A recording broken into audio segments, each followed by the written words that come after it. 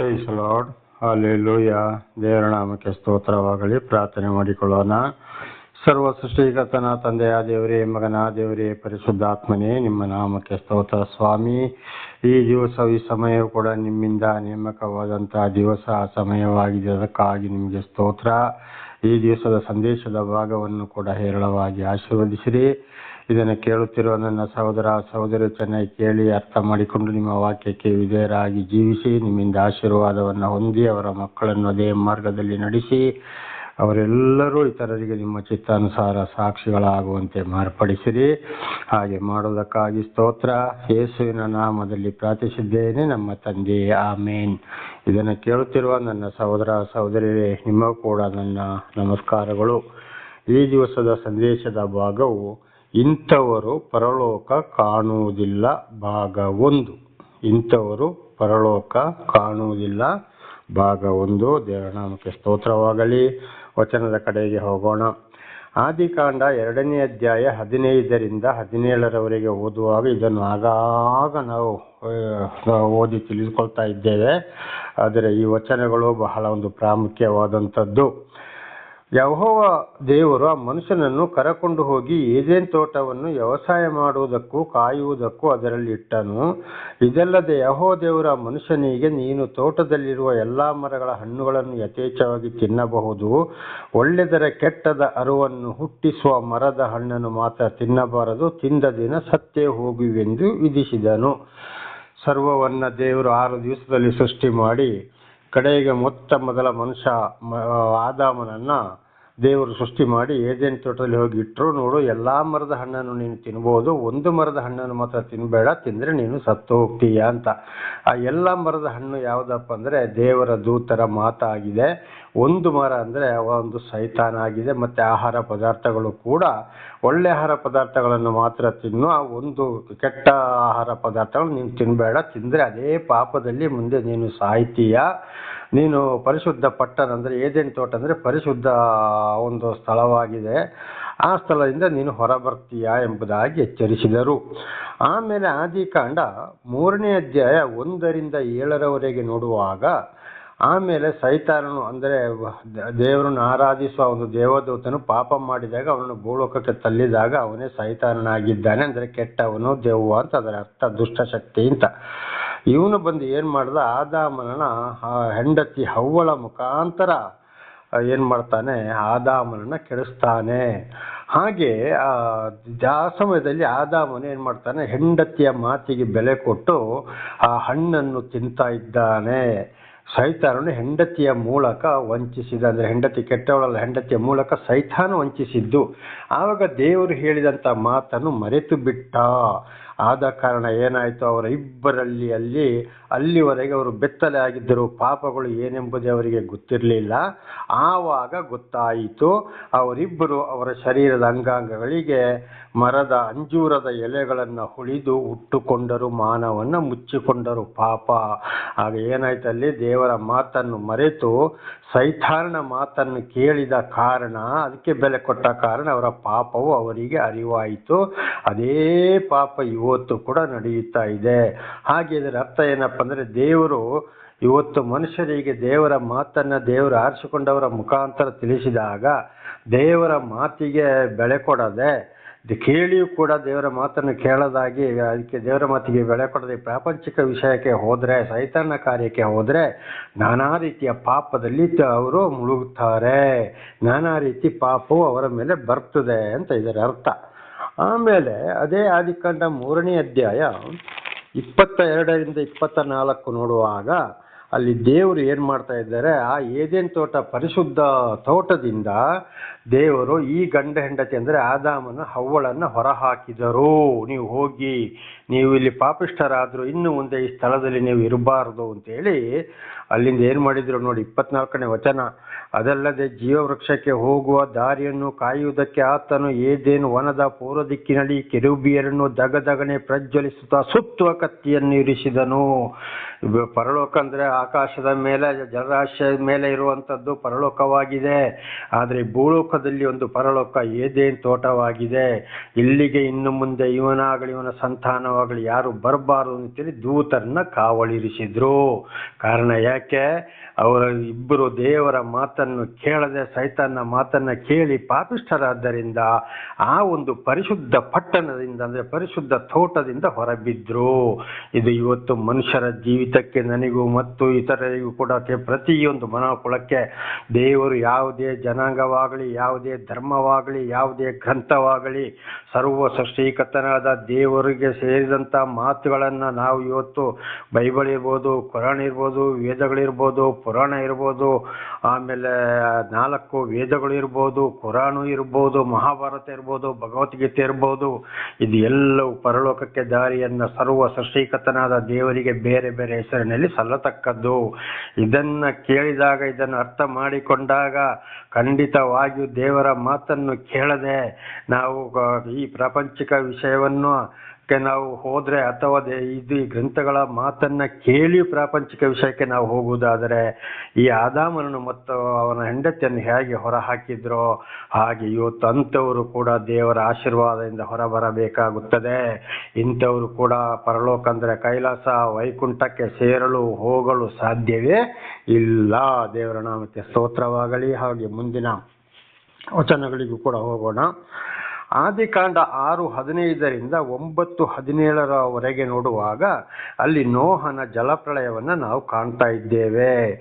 ಅಲ್ಲಿವರೆಗೆ ಮನುಷ್ಯರು ಮಾಡಿದ ತಪ್ಪುಗಳಿಂದಾಗಿ ಸರ್ವವನ್ನು ನಾಶ ಮಾಡ್ತೇನೆ ಅಂತೇಳಿ ದೇವರು ತೀರ್ಮಾನ ಮಾಡ್ತಾರೆ. ಆಗ ನೋಹ ಎಂಬ ಒಂದು ವ್ಯಕ್ತಿ ದೇವರಲ್ಲಿ ನೀತಿವಂತನಾಗಿದ್ದನು. ಅವರಿಗೆ ಎಲ್ಲವನ್ನ ತಿಳಿಸ್ತಾರೆ ದೇವರು. ನೋಡಪ್ಪ, 3 ಮಾಡಿದು ಅಂತ ನಾವೇನು, ನೀನು ಕಟ್ಟು, ಎಲ್ಲಾ ಪ್ರಾಣಿ ಪಕ್ಷಿಗಳಲ್ಲಿ 7 ಗಂಡು 7 ಹೆಣ್ಣು, ನೀವು ಗಂಡ ಹೆಂಡತಿ 3 ಮಕ್ಕಳು 3 ಸೊಸೆಯಂದರಲ್ಲಿ ಸೇರಿಕೊಳ್ಳಬೇಕು. ನಾನು 40 ದಿವಸ ಆಕಾಶದ ತೂಬನ್ನು ತೊರೆದು ನೀರನ್ನು ಸುರಿಸ್ತೇನೆ, ಜಲಪ್ರಳಯ ಬರ್ತದೆ, ನಾನು ತುಂಬಿರಿ ತೇಳ್ತೀನಿ, ತುಂಬಿಕೊಳ್ಳಿರಿ ಎಂಬುದಾಗಿ ಯಾವ ರೀತಿ ಹೇಳಿದಾಗ ನೋಹನು ಚಾಚು ತಪ್ಪದ ಕೆಲಸವನ್ನ ಮಾಡಿದ. ಅದೇ ರೀತಿ ನಡೆಯಿತು. ಹಾಗೆ ಕಡೆಗೆ ಹೋಗಿ ಕೂಡ ಅದು ಆರಾರ್ ಎಂಬ ಸ್ಥಳದಲ್ಲಿ ಹೋಗಿ ಇಳಿಯುವಾಗ ಅಲ್ಲಿ ಕೂಡ ಇಳಿದುಕೊಳ್ಳಿರಿ ಅಂತ ಹೇಳಿದ್ರು, ಇಳ್ಕೊಂಡ್ರು. ಆಮೇಲೆ ಆಗ ಏನ್ ಮಾಡಿದ, ಪ್ರಥಮವಾಗಿ ಭೂಮಿಯ ಮೇಲೆ ನೋಹನು ದ್ರಾಕ್ಷಾ ತೋಟವನ್ನ ಮಾಡಿದ ಮನುಷ್ಯನಾಗಿದ್ದಾನೆ. ಆಮೇಲೆ ಆ ದ್ರಾಕ್ಷಾ ತೋಟದ ದ್ರಾಕ್ಷಾ ರಸವನ್ನ ಕುಡಿದು ಬೆತ್ತಲೆಯಾಗಿ ಬಿದ್ದ. ದೇವರ ನಾಮಕ್ಕೆ ಸ್ತೋತ್ರವಾಗಲಿ. ಆದಿಕಾಂಡ 9ನೇ ಅಧ್ಯಾಯ 20ರಿಂದ 21 ನೋಡುವಾಗ ಅಲ್ಲಿ ಅವನು ನೋಹ ಏನ್ ಮಾಡ್ದ, ದ್ರಾಕ್ಷಾರಸವನ್ನು ಕುಡಿದು ಅಲ್ಲಿ ಬಿದ್ದು ಹೋದ. ಅದಲ್ಲದೆ ನೋಡಿ, ಅದಕ್ಕಿಂತ ಮೊದಲು ಇನ್ನು ನಾನು ಒಂದೇ ಸಲ ಹೀಗೆ ಭೂಮಿಯನ್ನು ಅದರಲ್ಲಿ ಇರುವುದನ್ನು ಒಂದೇ ಸಲ ನಾನು ನಾಶ ಮಾಡುವುದಿಲ್ಲವೆಂದು ಆದಿಕಾಂಡ 9ನೇ ಅಧ್ಯಾಯ 8ರಿಂದ 17 ನೋಡುವಾಗ ಇದು ಜನಗಳಿಗೂ ಮತ್ತು ನನಗೂ ಇದೇ ಗುರುತು, ಈ ಕಾಮನ ಬಿಲ್ಲು ಆಕಾಶದಲ್ಲಿ ಮಳೆಗಾಲದ ಸಮಯದಲ್ಲಿ ಕಾಣುವಾಗ ಅದನ್ನು ಜ್ಞಾಪಕ ಮಾಡಿಕೊಳ್ಳಿರಿ, ಅಂದ್ರೆ ಒಂದೇ ಸಲ ನಾನಿನ್ನು ನಾಶ ಮಾಡುವುದಿಲ್ಲ ಎಂಬುದಾಗಿ ನೋಹನೊಂದಿಗೆ ದೇವರು ಪ್ರತಿಜ್ಞೆ ಮಾಡಿದರು, ಎಲ್ಲ ಸರ್ವವನ್ನು ಸಿಟ್ಟಿನಿಂದ ನಾಶ ಮಾಡಿದ ಮೇಲೆ. ಹಾಗೆ ನೋಹನು ಆದ್ರೂ ಕಡೆಗೆ ನೋಹನೊಂದಿಗೆ ಅಷ್ಟೊಂದು ಪ್ರೀತಿಯ ದೇವರಷ್ಟೊಂದು ಪ್ರೀತಿ ನಡ್ಕೊಂಡಿರುವಾಗ ದೇವರೇ ನೋಹನೊಂದಿಗೆ ಒಂದು ಪ್ರತಿಜ್ಞೆ ಮಾಡುವಾಗ ಕಡೆಗೆ ಅವನು ಏನ್ ಮಾಡ್ದ, ಆದಿಕಾಂಡ 9ನೇ ಅಧ್ಯಾಯ 20ರಿಂದ 21 ಓದುವಾಗ ದ್ರಾಕ್ಷಾರಸವನ್ನು ಕುಡಿದು ಅಮೂಲ್ಯವಾಗಿ ಬೆತ್ತಲೆಯಾಗಿ ಬಿದ್ದ. ನೋಡಿ, ಅಲ್ಲಿ ಪಾಪ ಮಾಡಿ ಸಿಕ್ಕಾಕೊಂಡ. ಅವನು ಕೂಡ ದೇವರ ಆಶೀರ್ವಾದದಿಂದ ದೇವರ ಪ್ರೀತಿಯಿಂದ ಹೊರಬಂದ.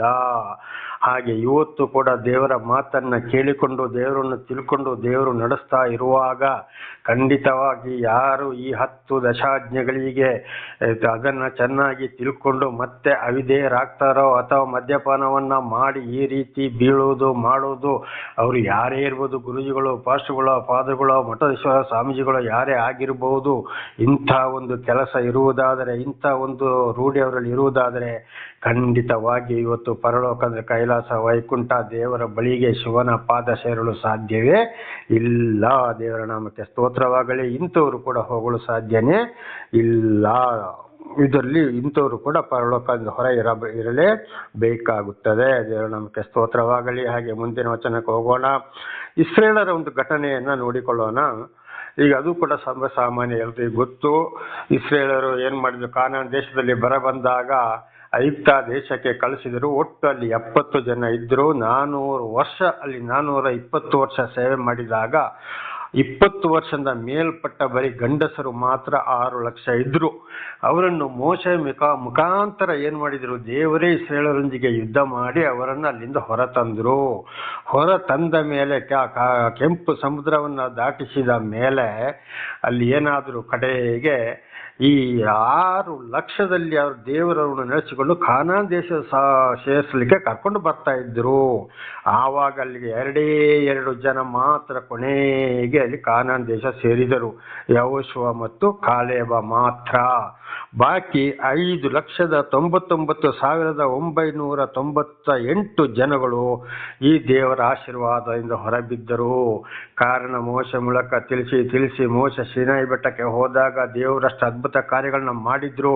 ಅವರು ಮೋಶೆಯ ಮೇಲೆ ಆರೋನನ ಮೇಲೆ ಗುಣಗುಟ್ಟಿದವರಾದ್ರು ಅಲ್ಲಿ.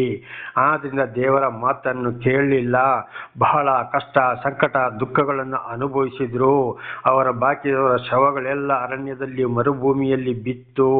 ಬೆಂಕಿಯಿಂದ, ಹಾವು ಕಚ್ಚಿ, ದೊಡ್ಡ ದೊಡ್ಡ ರೋಗ, ಪ್ಲೇಗು ಕಾಯಿಲೆಯಿಂದ, ವ್ಯಭಿಚಾರದಿಂದ, ನಾನಾ ರೀತಿಯಿಂದ 5,99,998 ಜನ ಈ 6 ಲಕ್ಷದಲ್ಲಿ ಔಟ್ ಆದರು. 2 ಮಾತ್ರ ಕಾನಾನ್ ದೇಶ ಸೇರಿದರು.